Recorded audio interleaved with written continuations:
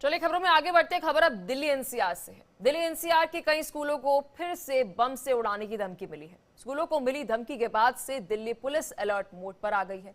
जांच शुरू कर दी गई है। बता दें कि दिल्ली के एल्कॉन इंटरनेशनल स्कूल को धमकी भरा मेल रिसीव हुआ। वहीं नोएडा के शिव नादर स्कूल को भी इसी तरीके का स्पैम मेल जो है वह मिला। बम की धमकी मिलने पर स्कूल प्रशासन ने पुलिस को सूचना दी। पुलिस की टीम, बम निरोधक दस्ता, फायर ब्रिगेड और डॉग स्क्वाड स्कूल परिसर के अंदर पहुंचे, जांच शुरू कर दी। हालांकि अभी तक कुछ भी संदिग्ध नहीं मिला है। इस खबर पर और अधिक अपडेट के साथ मेरे सहयोगी पंकज हमारे साथ जुड़ चुके हैं। पंकज, ये पहली दफा नहीं है कि दिल्ली और दिल्ली एनसीआर में स्कूल्स को इस तरह की धमकी भरे ईमेल रिसीव हो। क्या लगता है बार बार इस तरह के मेल रिसीव होना, लेकिन उसके बाद हम देखते हैं कि महज एक अफवाह होती है या फिर कोई बच्चा जो है वो स्कूल की छुट्टी के लिए मेल कर देता है?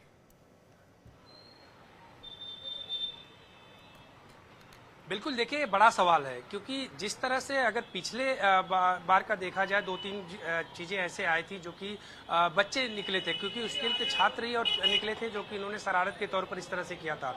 लेकिन अब की बार का भी अभी जिस तरह से ईमेल मिला था, ईमेल पर अभी भी पुलिस की टीमें जांच कर रही हैं, लेकिन अभी तक ये खुलासा नहीं हुआ है कि ये जो है ईमेल किस तरह से आई थी और किसने भेजा था। क्योंकि पीछे अक्सर देखा जाए तो जिस तरह से छात्र आए थे, कई छात्रों को पुलिस ने उनको पकड़ा था और उनसे पूछताछ किया था। उसके बाद लिखित के तौर पर उनके परिवार को बुलाया गया था, उनसे लिखित में एक लिया गया था कंप्लेंट के तौर पर कि आगे से ऐसी कार्रवाई नहीं करेंगे।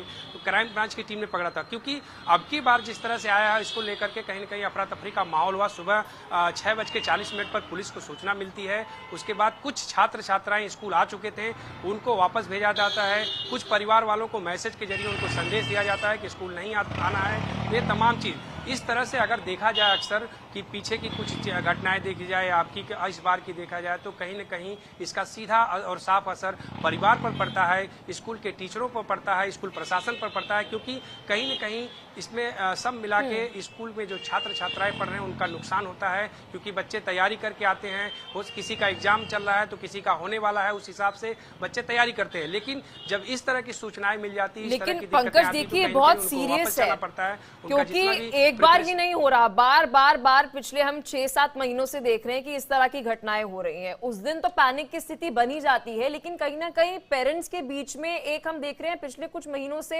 एक कॉन्फिडेंस नहीं रहा है कि बच्चे को स्कूल में अगर भेज रहे हैं तो हम देखते थे कि चिंता मुक्त आप हो जाते थे पहले, लेकिन इस तरह के बम के मेल रिसीव होना, फिर उसके बाद हम देख रहे हैं पैनिक की सिचुएशन जो है वह बन जाती है।